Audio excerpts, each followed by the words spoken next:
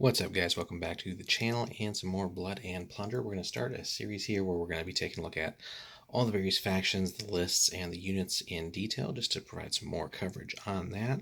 So first up will be the Spanish factions, and starting off here today, focusing on the Spanish Militia. So we're not going to go too in-depth in any one of these videos, but just a quick overview of the different forces, how they play, and some of the things that they do differently from just a bog standard list.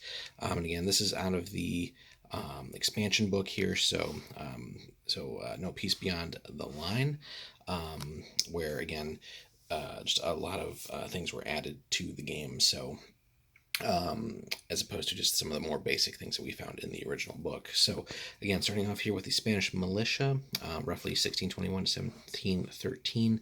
So 4 special rules. And it's nice to, as a quick mention before we get started, really, that, when you buy into a faction in Blood and Plunder, you're going to have not just many different ways that you can build your given army for a given faction, but you have all these different sort of specialized lists in here that will either change around how the unit performs, provide special rules for it, take it from being a core unit to a support unit, vice versa, all these other things. So really, when you're buying into, let's say again, Spanish here, and you have several of the units, you really shouldn't feel or get to that point where you're like just bored from playing the same thing all the time, because you can just try out so many different things. If you're tired of playing, like, let's say Spanish Militia, move on to like Guarda Costas and other things and so on.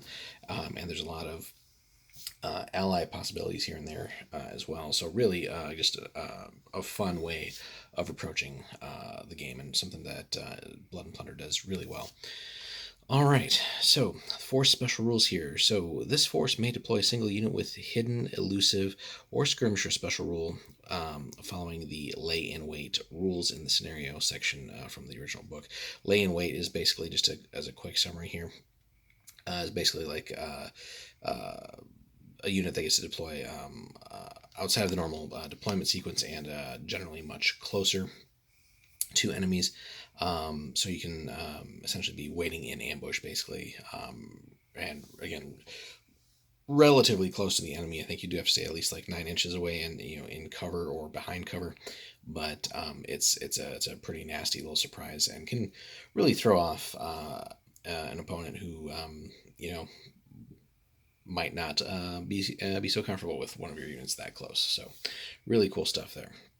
So anyway, on the core unit side, we get milicianos or hostigadores, lanceros or milicianos pequeros or caballera, and then support units, at least initially, milicianos artilleros or marineros, caballera, lancero or soldados, or European soldiers unaligned, and milicianos indios. Okay. So those are, at least at the outset, core and support units as defined. Now we get several commander options here. So basically any Spanish militia commander makes sense, right? This is Spanish militia. Mateo Alonso de Huidobro, probably butchering that. Cristobal Arnaldo de Isasi, Gaspar de Oviedo, Francisco de Peralta, Andrés de Ochoa y Zarate, Francisco de Fuentes de Galarza, and last but not least, the badass Manuel Rivero de Pardal. So we'll be covering all the commanders and special commanders and all that stuff, the historical commanders, in separate series of videos here. And then, so pretty cool list to start out with, right? And then most of these lists will also have different force options.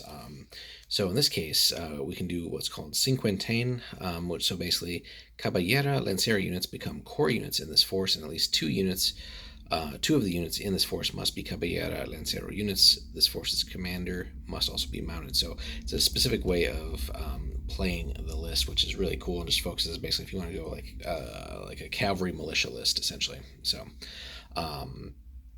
and as we had mentioned earlier, right, it's another way that you'll shift things around, right? So the caballeria, I keep mispronouncing that, lancero units switch from being support to core, as you can see, and then we have to field at least 2 of them because of that, and then also our commander has to be mounted. So it's just it's a way of like focusing and theming the force here around that. We could also go the guerrilla fighters route. So this force may include milicianos indios as core units and may deploy up to half of its units using lay in wait rule. So we already talked about that briefly, right? So imagine being able to field half of your force basically waiting in ambush like right up on your opponent, right? So again, that's not something that everybody always is comfortable dealing with when you have an enemy that's like going to be right on you from like turn one, basically. So that really throws a lot of like more inexperienced players off in games. So, and really just gives you time to then bring up the rest of your units rather untouched because they're going to be potentially stuck dealing with your things that you deployed up in ambush. So, but there are some caveats to that. So, but only if you basically bring no artillery on field carriages and no mounted units. Okay, so so you can't really then do the cinquantain thing and guerrilla fighters at the same time, right? So it's either horses or no horses, basically, if you want to go that route. And finally, La Florida. So soldados, warrior archers, and young warriors become core units, and then warrior musketeers, warriors and caballeria, lancero are support units. So just keep that in mind there. Again, just another one of just switching some things around and theming things a little bit differently there. So basically more focused on like sort of Florida natives as opposed to some of the more European units there. So and then they'll also generally mention allied factions here, but again, this is for the army scale rules only, which are introduced in this book. But that's basically if you want to play very large games. But you do have access to then southeastern woodland tribes, tercios, which is really cool. Armada de Barlovento, Caribbean natives, guardacostas, and Caribs. So good stuff there. So it's a fun list. Obviously, again, militia, as we mentioned. So it's not focusing on really any of the sort of cream of the crop that some of the Spanish lists can field, but just really, one way you could look at it is maybe like quantity over quality, since we're dealing with a lot of less elite type units there, ones that really are, let's say like a lack of like professional soldiers in that sense. So again, militia, right? And but that being said, you still have a lot of diversity here, a lot of ways of shifting this around, and it's especially when you field the guerrilla fighters, focusing on that. Again, you can just do lots of nasty things to mess with the opponent there, especially if they're not prepared for that. And really, just it's a great way of disrupting an opponent's plans.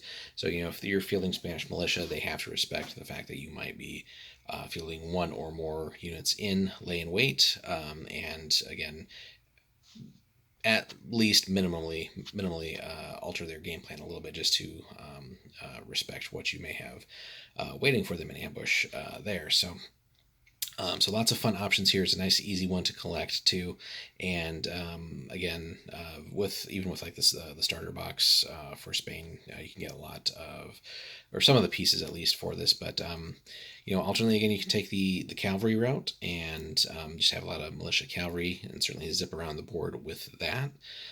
Or you can go more like native tribesmen and things like that. So. But overall, just a decent little list for Spain. And again, we got more to review. So let us know, though, guys, if you've played Spanish Militia, how do you build them? What have you focused on? How has that played out for you guys in your games? What have they performed well against? What have they performed poorly against? Which variant do you really focus on? Which one do you think is most effective? Let us know in the comments, guys. Be happy to hear from you. And we'll be working our way through Spain here in our next set of videos. So stay tuned for that. Hit that like and subscribe, guys, if you haven't already. And we'll see you in the next one.